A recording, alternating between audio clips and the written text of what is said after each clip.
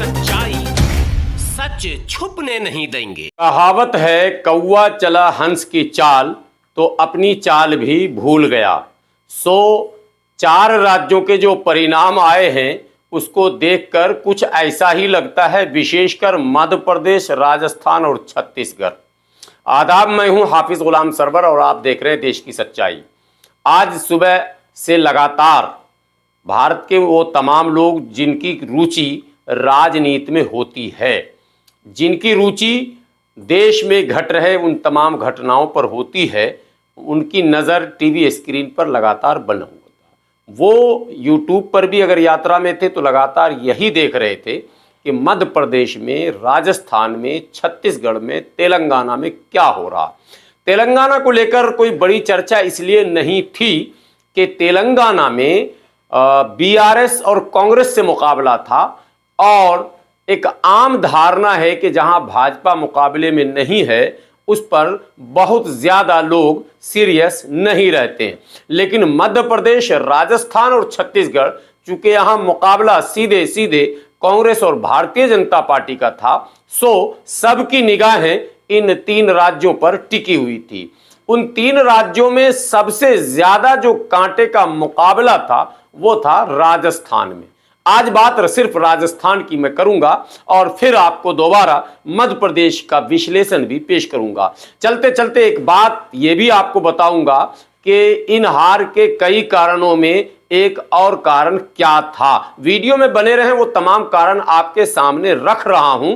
कारण तो अनेकों हैं, हार के कभी भी एक कारण नहीं होते, लेकिन दुर्भाग्य से हारने वाली पार्टी यानी कि कांग्रेस, इनके जो विश्लेषक होते हैं, इनके यहाँ जो कमेटियां बनती हैं जो हार के कारणों पर क्या कहते हैं चर्चा करके एक नतीजा निकाले, वो कमेटी भी वैसी ही होती है जैसी कांग्रेस पार्टी होती है।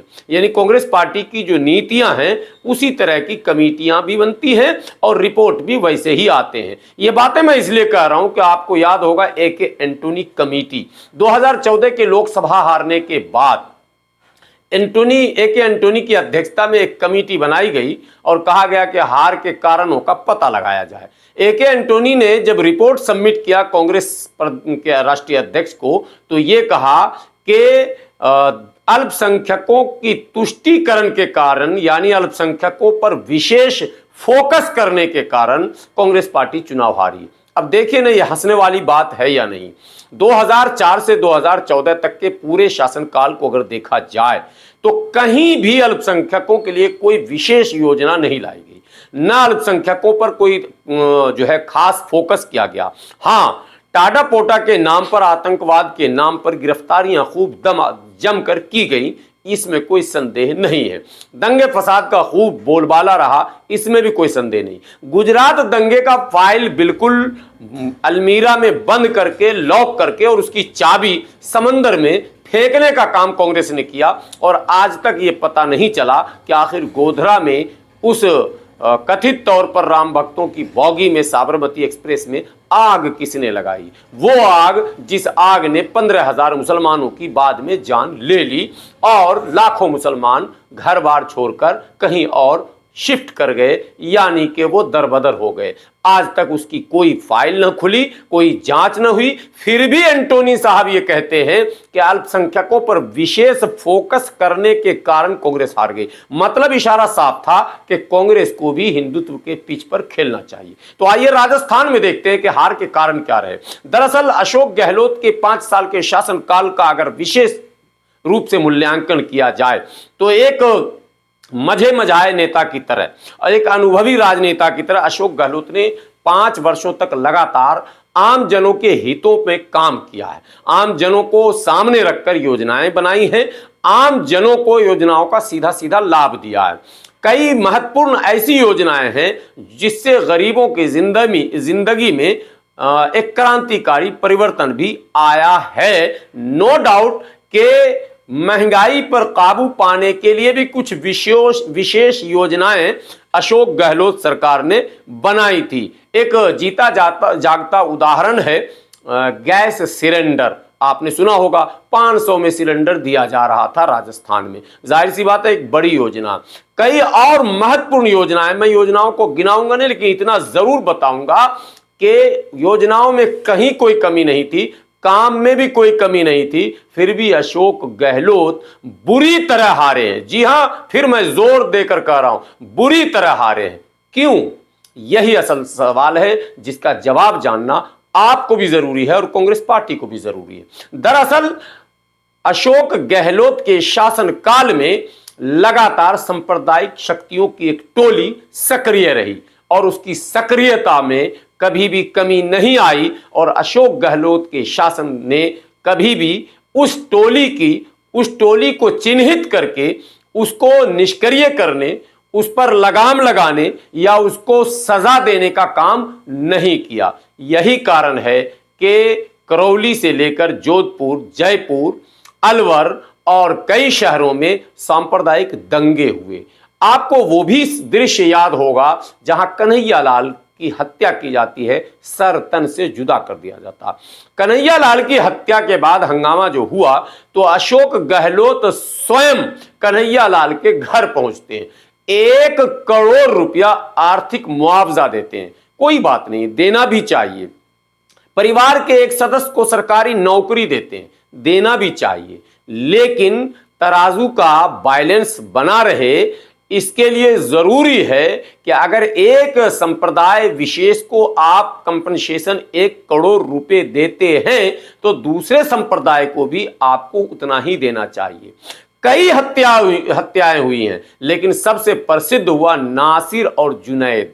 आपने सुना ही होगा भरतपुर, जी हां, भरतपुर के घाट मीका में नासिर और जुनैद जिसकी मॉब लिंचिंग में हत्या हुई और वो कन्हैयालाल से किसी तरह से कम नहीं, उसे जिंदा बेलोरो में जला दिया गया। जी हां, उसे जलाकर राख कर दिया गया। उसकी लाश भी पहचानी नहीं जा सकती थी। उसके बावजूद भी अशोक गहलोत तो बहुत दूर की बात है, उनके मंत्री और विधायक भी नासिर जुनैद के घर नहीं जा सके और ना ही उन्हें कंपनसेशन मिला। इसके विपरीत जिन लोगों ने आंदोलन किया, प्रोटेस्ट किया, उस पर मुकदमे दर्ज किए गए और उसे जेल में डाला गया। वो सारा दृश्य, सारा मंजर आपके सामने है। घटनाएं मॉब लिंचिंग की 20 घट गई। अलवर में भी घटना घटी थी, जेसीबी वाली घटना, आपको याद होगा, वन विभाग के लोगों ने। इसके अतिरिक्त एक मोटरसाइकिल में जो सड़क पर घटना घटी जयपुर में, वो भी आपको याद होगा। तो मुसलमान जहां भी मरा वहां ना तो अशोक गहलोत गए, ना उनके मंत्री गए, ना कंपनसेशन दिया। तो फिर क्या किया? दरअसल अशोक गहलोत भी और कांग्रेस भी हिंदुओं को यह संदेश देने में लगी रही कि हम बड़े वाले हिंदू हैं, हम ही असल बड़े हिंदू हैं। और हद तब हो गई जब चुनाव प्रचार के शुरुआत में ही कांग्रेस के नेताओं ने बाबरी मस्जिद का जिक्र शुरू कर दिया और कहा कि ताला तो राजीव गांधी ने ही खुलवाया था, शिलान्यास तो राजीव गांधी ने ही करवाया था। तो कई कारणों में एक सबसे बड़ा कारण यह रहा कि अशोक गहलोत और कांग्रेस की सरकार हिंदुत्व के पिच पर बैटिंग करने के मूड में पूरी तरह से उतर गई। लेकिन इन्हें यह पता नहीं था कि हिंदुत्व के नाम पर जो टीम बनी है, उस टीम का कप्तान आज की तारीख में ब्रांड एम्बेसडर नरेंद्र मोदी है और उसके सामने आप लाख पैड पहन लो, ग्लव्स पहन लो या हेलमेट लगा लो, आपको क्लीन बोल्ड होना ही पड़ेगा। क्योंकि दर्शक जो होते हैं उन्हें यह पता है कि असल हिंदुत्व का हीरो योगी मोदी है, अमित शाह है, कांग्रेस नहीं है, राहुल गांधी नहीं है, प्रियंका गांधी नहीं है। तो ऐसे में हिंदुत्व बनकर मिला क्या आपको? साहब एक चीज तो जरूर मिला कि आपके टीके बड़े हो गए, आपका चंदन बड़ा हो गया, लेकिन आपका आंगन छोटा हो गया और अब आपको यह भुगतना पड़ेगा। कांग्रेस फिर कब आएगी ये तो भविष्य के गर्भ में है, लेकिन फिलहाल कांग्रेस में क्या चल रहा है, कांग्रेस के तमाम राष्ट्रीय नेता किस तरह की बैठक कर रहे हैं ये भी कल आपको पता चल जाएगा। और देखेंगे आपके एक कमेटी का ऐलान होगा और उस कमेटी की रिपोर्ट भी यही आएगी कि साहब मुस्लिम तुष्टीकरण क्या बेवकूफ बनाने का एक नया फार्मूला। इसका मतलब है कि जिस तरह से गुजरात में और जिस तरह से 2014 और 2019 में कांग्रेस ने भाजपा को वॉक ओवर दिया, उसी तरह से इस सेमीफाइनल में भी कांग्रेस ने भाजपा को वॉक ओवर दिया। अब दूसरा जो बड़ा फैक्टर है वो फैक्टर है बहुजन समाज पार्टी और समाजवादी पार्टी।